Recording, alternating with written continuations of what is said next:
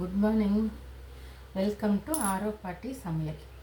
இன்றைக்கி நான் தேங்காய், தக்காளி, பெரிய வெங்காயம் எல்லாம் வச்சு ஒரு தக்காளி கொஜ்ஜு செய்ய போகிறேன். சப்பாத்திக்கு சைட் டிஷ்ஷாக. பாருங்கள், இவ்வளோ பெரிய வெங்காயம் சன்னமாக கட் பண்ணி வச்சுருக்கேன். இந்த சைஸ் பெரிய வெங்காயம் ஒரு 4 வெங்காயம் கட் பண்ணி வச்சுருக்கேன். இந்த சைஸ் தக்காளி ஒரு 4 தக்காளி நல்லா பெரிய வெங்காயம் இருக்கிற மாதிரியே நீளமாக சன்னமாக அரிஞ்சுக்கணும். பாருங்கள், இந்த சைஸ் தேங்காய், இந்த அரை முடிலையும் பாதி தேங்காய் போதும். இது கூட 2 பட்டை, கிராம்பு, சோம்பு, கொஞ்சம் கசகசா, ஒரு அரை ஸ்பூன் சாம்பார் தூள் போட்டு அரைச்சி வச்சுருக்கேன். நான்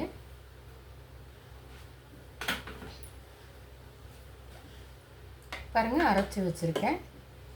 இந்த தேங்காய் கூட 2 பட்டை, ஒரு இன்ச்சு பட்டை, 2 கிராம்பு, ஒரு ஸ்பூன் சோம்பு, ஒரு அரை ஸ்பூன் சாம்பார் தூள் போட்டிருக்கேன். கசகசா ஒரு ஸ்பூன் போட்டு அரைச்சி வச்சுருக்கேன். இப்போ இது தாளிக்கலாம்.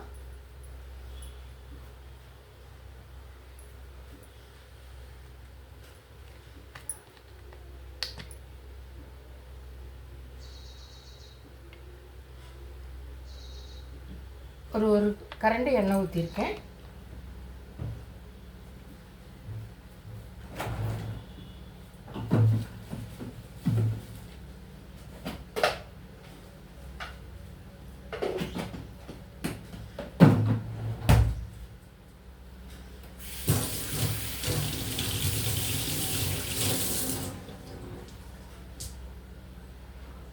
நான் இதுக்கு கடுகு கருவேப்பிலையெல்லாம் போட மாட்டேங்க.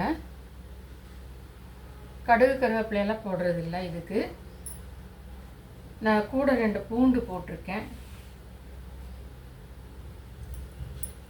பாருங்கள், எண்ணெய் காஞ்சோன்னா வெங்காயம் போட்டு வதக்கிடலாம். வெங்காயம் கருவேப்பிலையும் போட்டிருக்கேன். இந்த வெங்காயம் நல்லா வதங்கணும். இதுக்கு உண்டான எண்ணெய் ஊற்றிக்கோங்க.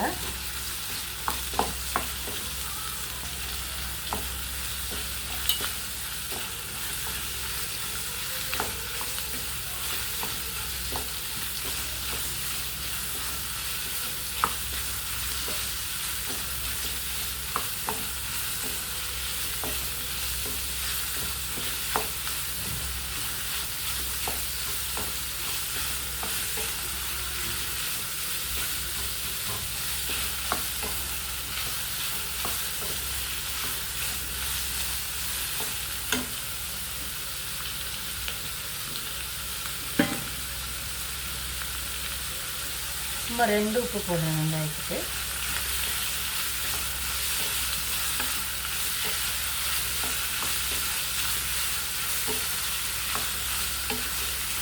இது சாப்பாடுக்கும் நல்லாயிருக்கும், தோசைக்கும் நல்லாயிருக்கும், சப்பாத்திக்கு ரொம்ப நல்லாயிருக்கும்.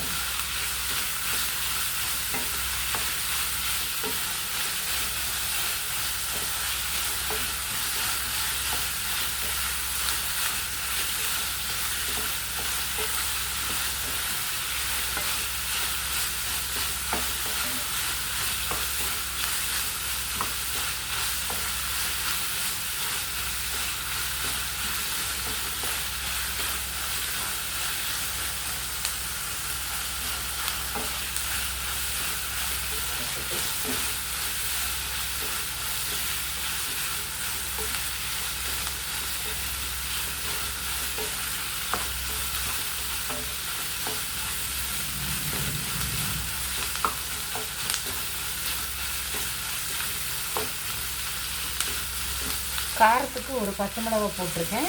மீதி சாம்பார் தூள் போட்டிருக்கேன்.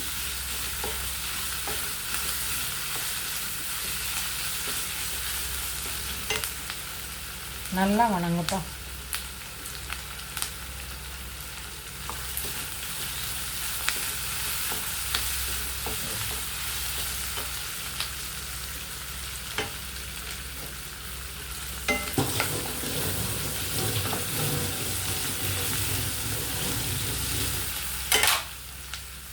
பாருங்கள், 4 தக்காளியை நல்லா நீளமாக சன்னமாக அறுத்துருக்கு. இதையும் போட்டு வணக்கணும். இது வணங்கினோன்னு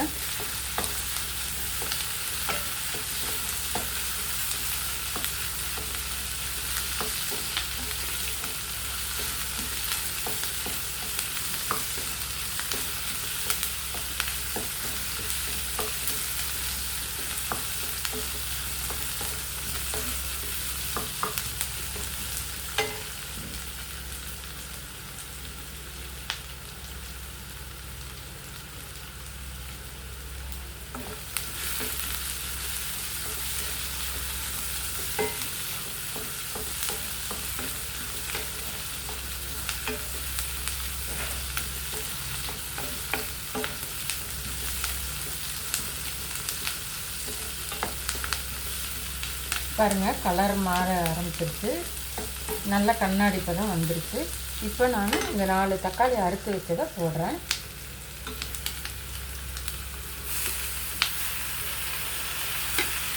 கொஞ்சம் கம்மி பண்ணிக்கலாம்னு நினைக்கிறேன். வெங்காயத்து கலவை மட்டும் போட்டிருக்கேன்.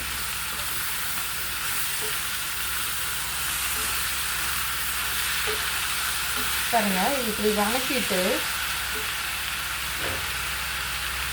இதுக்கு உண்டான உப்பு போட்டுக்கலாம். உப்பு போட்டுட்டு ஸ்லோவில் வச்சு அப்படியே இந்த தக்காளி அப்படி கொஞ்சம் நேரம் மூடி வச்சுருங்க. கொஞ்சம் நேரத்துக்கு ஒருக்கா திறந்து கலக்கி விடுங்க. இது நல்லா சுருண்டு வர்ற அளவுக்கு வேகணும்.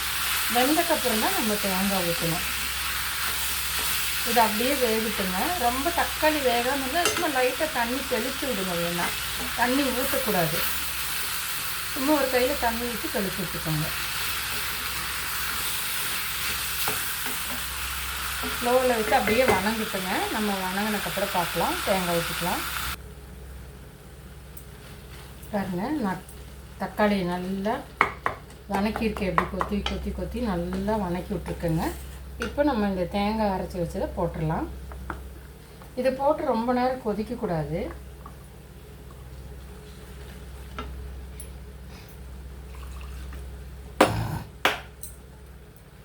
கொஞ்சம் மஞ்சத்தூள் சேர்த்திக்கோங்க.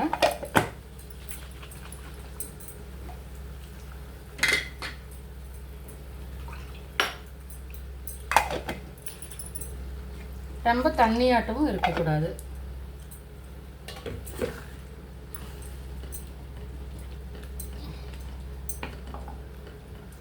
இவ்வளோதான்.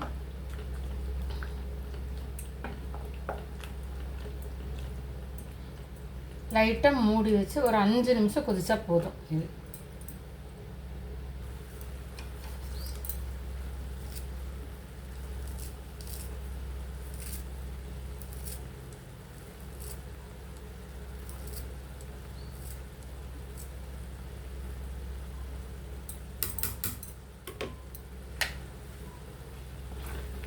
பாருங்கள் நம்ம கிரேவி ரெடி ஆகிடுச்சு. இப்போ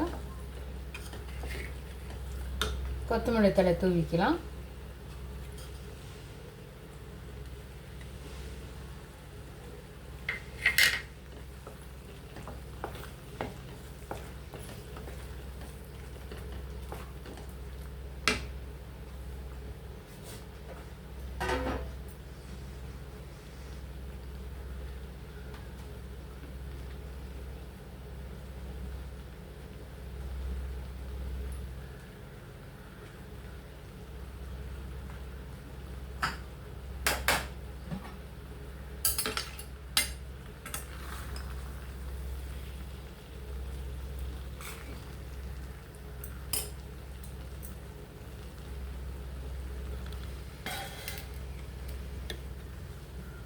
பாருங்கள் சப்பாத்தியும் தக்காளி கிரேவியும் ரெடி ஆகிடுச்சு. வாங்க சாப்பிட்லாம். இந்த டிஷ்ஷை நீங்களும் சமைச்சு பாருங்கள். பிடிச்சிருந்துச்சுன்னா லைக் பண்ணுங்கள், ஷேர் பண்ணுங்கள், கமெண்ட் பண்ணுங்கள். தேங்க்யூ.